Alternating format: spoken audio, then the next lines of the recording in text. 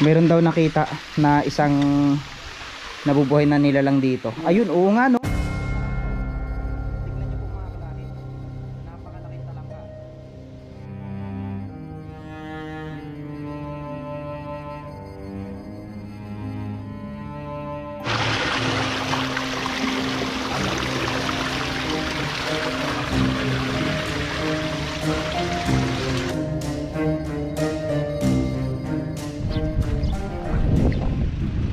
Good morning! Welcome sa panibagong episode ng ating vlog ngayong araw. So muli makakasama natin mamaya si Kuya Joms Adventure sa ating panibagong exploration at panibagong adventure. So mga kalikasang araw po sa ating lahat. Kamusta kayong lahat? Kamusta yung buhay nyo? Kamusta na yung trabaho nyo? Kamusta yung mga talas nyo ginagawa sa araw-araw? Okay ba? Sana okay kayo at sana lahat ng OFW natin na sumusuporta sa atin ay huwag kayong mawalan ng gana sa inyong buhay kung ano man yung naging struggle nyo sa araw-araw. Sana po ay maging maayos at mabuti kayo, lalo na ang inyong kalusugan. So ngayong araw po ay pupunta tayo sa tinatawag na Candice Falls na matatagpuan dito sa Devil's Mountain. Bayan din po siya ng San Jose Occidental, Mindoro, kung saan natatanaw niyo yung napakagandang area na yan. Ito yung pupuntahan natin ngayon mga kalahi. We can travel the world, so just say yes. Choose to do whatever comes next. This or that, getting drunk on whiskey on a Tuesday night. I'm drinking well, I'm by an open fire, make love or fight. This or that. This or that, evenings on the train or catch a morning flight. Enjoying dinner until midnight, or bed by nine. This or Kung mapapansin nyo, nagta-travel kami patungo dito sa kaloob-looban ng Devil's Mountain na ito. So ito yung dadaanan natin bago natin marating. Sa mga nagtatanong kung paano nga ba ito mapupuntahan, ito yung daanan natin. Ito yung area na madadaanan natin bago natin madadaanan. Mapupuntahan pala, diba? Medyo hassle yung area. So makikita naman natin. Ayan, palakasan na lang ng loob po dito mag-drive. Yan na, OMG. Yan. So naka one hands lang ako, pero huwag nang gagayahin to dahil may mga bagay na mahirap i-kontrolin. Parang buhay natin yan. Kapag hindi na yun, ay ayunan lang natin. Okay, kita nyo naman. Oh, yan. Oops. Okay naman.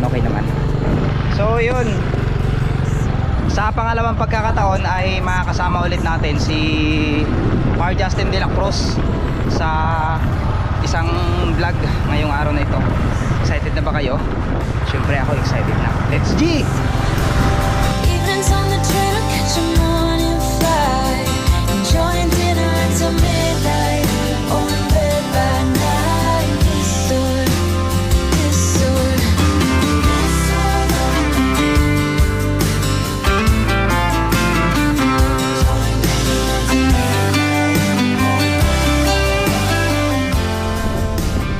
Pasok na po tayo dito. So sa mga nagtatanong kung saan ba yung area ng Candice Falls na ito, wala na kasi yung signage, parang sinira na o nasira na yung mismong signage na ipinagawa dito. Pero wag po kayong mag-alala dahil babaguhin natin yan at meron tayong plano dyan. Hindi pa man ngayon pero mangyayari.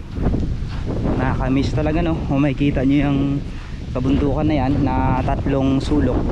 Ano kaya ang nakatago sa likod na yan? Okay.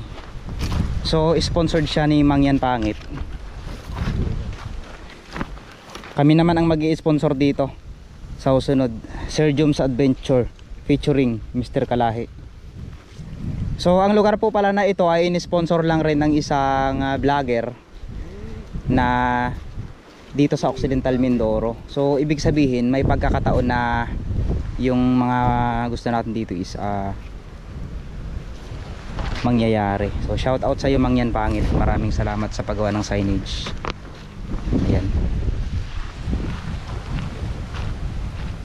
Bakit kaya mangyan pangit yung pinangalan mo sa channel mo?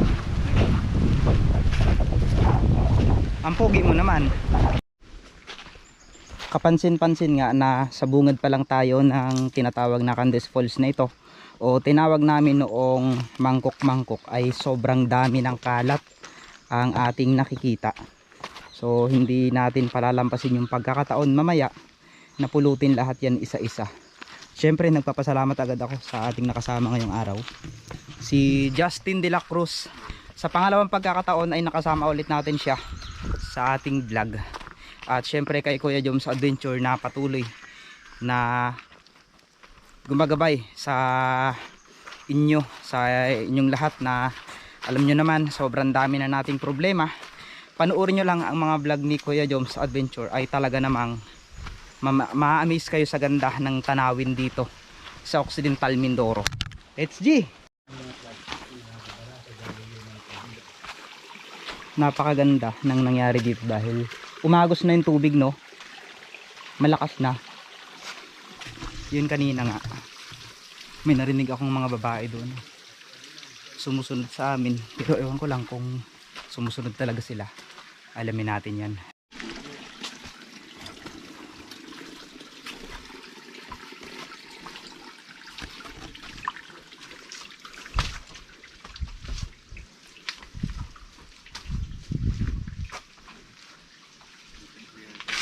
Oh no, Gata ng kapalit. nagre-reklamo si Kuya Joms, sapatos niya daw butas na, hindi na ng kapalit. Kahit butas, basta diretso lang. Ito na naman yung akyati na. Butas. Ayan, sa mga oras na ito, kung mapapansin nyo itong isang pader na talagang ma-amaze ka sa sobrang ganda. Meron ding nakasulat, oh, paalaala.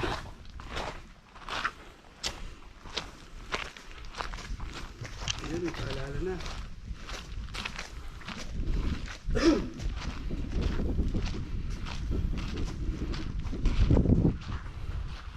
Yan sila, shout out kay Josh De Velos.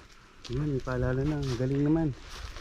Paalala sa lahat po ng pupunta at dumayo dito, bawal po magbasag Ng ng bote. bote sa loob. Yun, tama. Magkalat ng plastic. Meron din sila. po sa'yo,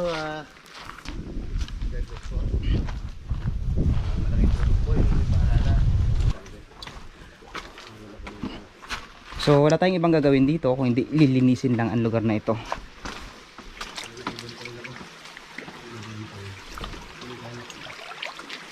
Can you imagine, may ganito kagandang lugar sa Occidental Mindoro na dapat nating pangalagaan para maging luntian yung ganda niya, pero sinisira ng mga ibang taong pupunta dito. Nakakadungkot man isipin na may mga taong ganun ang pag-uugali. Darating din naman yung panahon na gaganti sa kanilang kalikasan, at darating ang panahon na isa sa mga magiging pamilya nila ay magiging ganun din ang ugali sa kanila.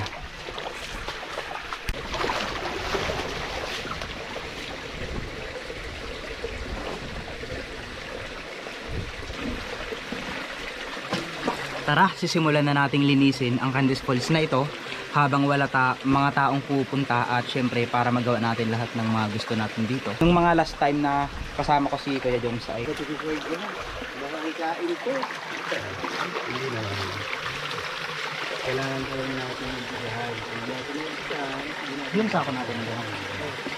Yan, ito yung goal natin ngayong araw. So simula dito sa taas, papasal muna namin kayo dun sa pinakataas, then lilibo tayo dito hanggang dulo.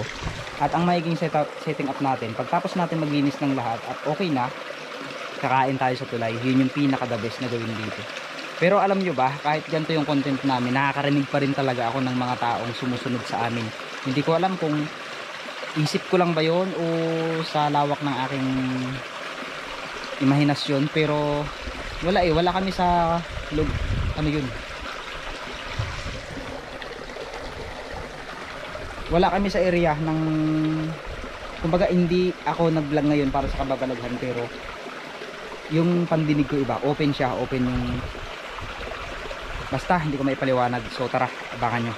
Samahan nyo kami ngayon.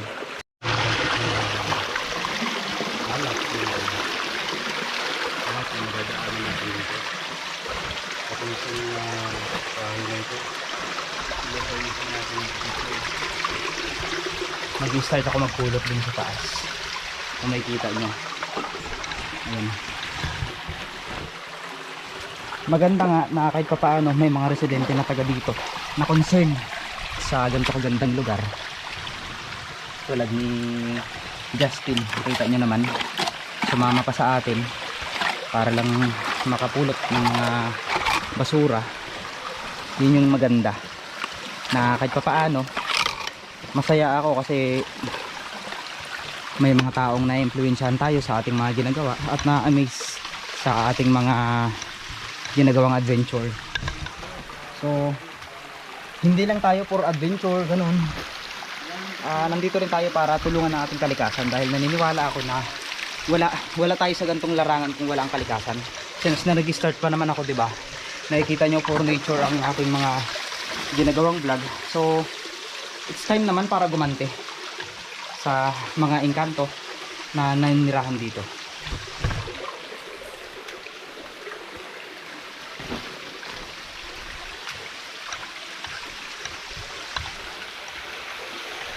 Wow! Nakakatuwa kasi kung makikita nyo, nilinis na nila pero may mga tao pa rin talagang nag-iwan ng mga ibang kalat nila dito. Nakakatuwa dahil kung makikita nyo, yung mga mushroom tumubo na, indikasyon na yung lugar ay fresh na, di ba? Yan, may mga tao talagang nag-iwan ng mga bagay na ganito. Sana dinadala na lang nila. Bawal po yung ganyan, hindi natin karapatan magsulat. So akit tayo sa taas. Parang naunahan na tayo ng mga tao.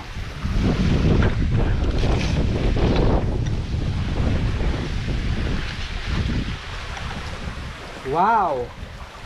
Grabe. So ito na nga. Napakaganda. Uy!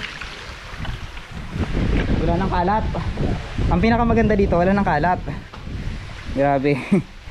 Ganda. Alam ko na may gagawin tayo. Mission failed pero masaya kami. Kasi kahit pa paano nakita nyo naman, wala nang kalat. Hindi na tulad ng dati na pag pumasok ka dito madidisappoint ka sa mga kalat na makikita mo. Ngayon payapa na yung lugar, masaya na yung mga diwatang nakatira dito.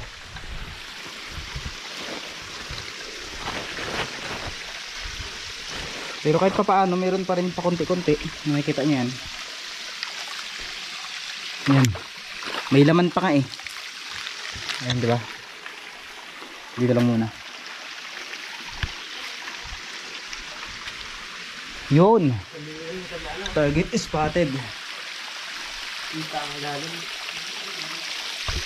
Kapag tinanggal natin to, lalabas na lahat ng mga kalat. Diba? Ang ganda.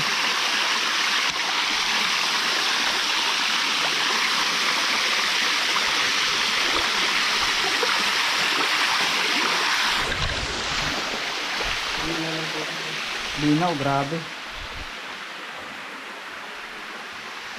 Ayan, oh, kitang-kita mo yung ilalim. Yun lang nakakalungkot, may mga salamin. May mga salamin doon sa ilalim mo. Kayang sisidin yan? Malalim yan. Mayroong mga salamin, tignan nyo po. So, tignan nyo ha. Tignan nyo nung mabuti. May salamin sa ilalim. Karamihan ang bumagsak dito, salamin. Ano pa ba? Ang ganda dito kung mayroong ano, alam mo yung ano, yung gagel sa ano. One time, babalik kami dito. Tapos mayroon na tayong mga nakita ditong mga ano, fairy, you know, fairy. Nung umagos na ito, narinig na natin yung agos na to. Parang nabuhay na sila. Kung makikita nyo naman, di ba? So hindi tayo kailangan magmadali sa mga bagay-bagay na gusto nating gawin, lalo na sa ating kalikasan kasi may process yan. Kung sa buhay nga ng tao may proseso, di ba? kailangan nating hayaan lang na dumaloy ang tubig para maging malinis at mamaya pababa na tayo. Ang gagawin naman natin yung mga yan, iaangat natin, ibabagsak natin isa-isa yan hanggang sa bumagsak na tuloy-tuloy doon. Yun yung magiging plano natin. Let's go. Meron daw nakita na isang nabubuhay na nilalang dito. Ayun, oo nga no, laking talangka oh. Tignan nyo po mga kalahi, napakalaking talangka. Hindi lang kasi makita no. Nandun siya sa ilalim, ibig sabihin fresh na yung lugar, maganda na. At ang maganda dito, ayan, matatanggal lahat ng mga kalat. Nakaka-amaze, ganda. Salamin, ayan, ipakita ko sa inyo. Yan yung salamin. Yan, makikita nyo po. Ito yung area na makikita nyo sa loob. Ayan. Diba? Nakikita nyo naman.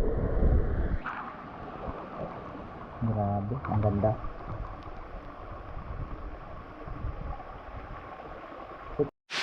Ayan. So si Justin na ngayon yung kumuha ng kalat dito sa area na to, dahil kung makikita nyo naman ay napakaganda. Umaambon po. Umaambon. Oh my goodness. Oo nga, umaambon nga. Ano kaya yung indikasyon na to? Bakit umambon? Tignan nyo po, umambon nga. So hindi natin kailangang bumakpak dito ng standby kasi pag umambon dito lumalakas ang tubig. Pero sanay po kami sa lakas ng tubig dito, sa lakas ng agos. Lupa at bato sa ilalim ng kulbahin ng iba kanina. Okay? All good? Easy.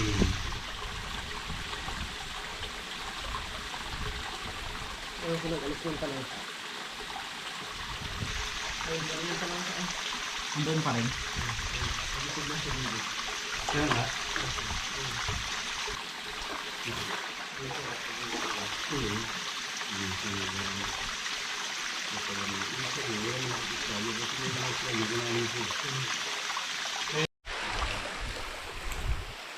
Hindi ko alam kung ano yung mga naririnig ko. May mga sumusunod talaga sa amin.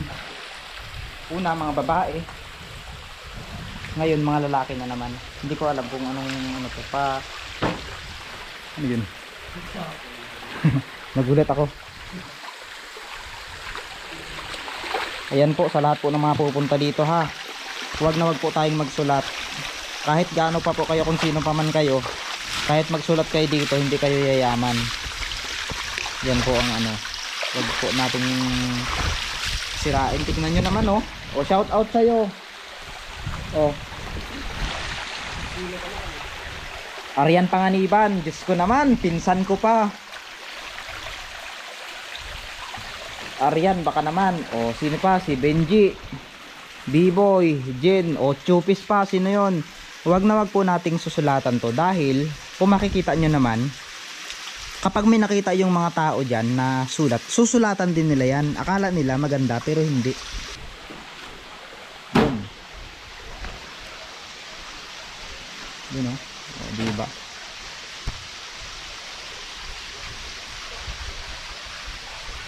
Napakaganda at napaka-iconic kasi ng lugar na ito.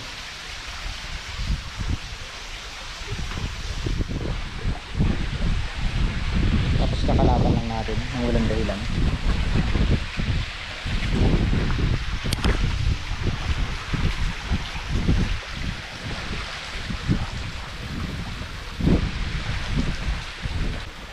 Ayan muli ha, maraming salamat po sa mga naunang pumunta dito na naglinis ng kalat. Kaila Josh Davilos. At meron pa siyang nakasama kanina, shout out sa inyo. Maraming salamat sa inyo kasi naging concern kayo dito sa ating kalikasan. Maganda, good job yung ginawa nyo.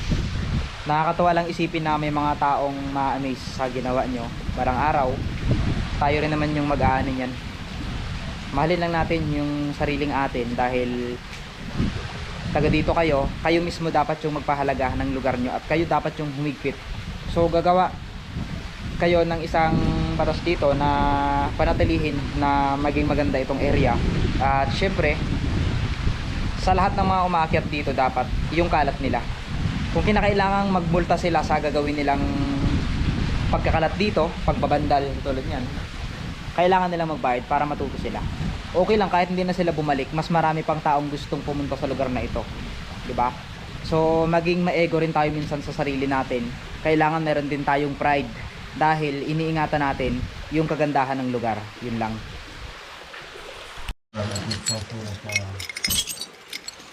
So, mas maganda pa rin yung may ginawa tayo. Ito, bumaya tayo sa kanya. Yung mga nakakalat. May mga buti yan, may mga bubog. Okay lang. Huwag mo i-ano na. Sige, may mga bubog dyan. Tatlo di ba yung gamit natin? Ang ganda. Nakabali ng maayos yung tubig.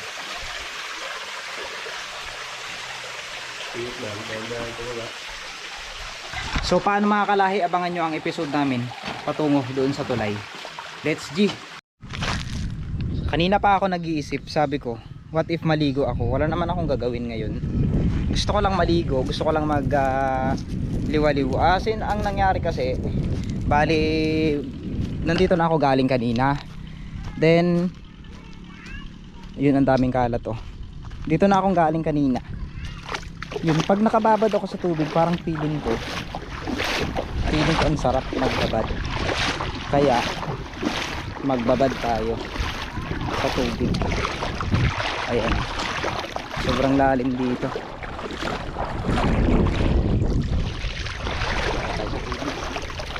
Sana walang mabasa. Walang mabasa dito.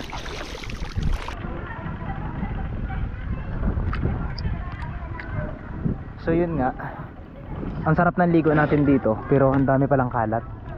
So habang wala akong ginagawa, pulot-pulot muna tayo ng kalat, no?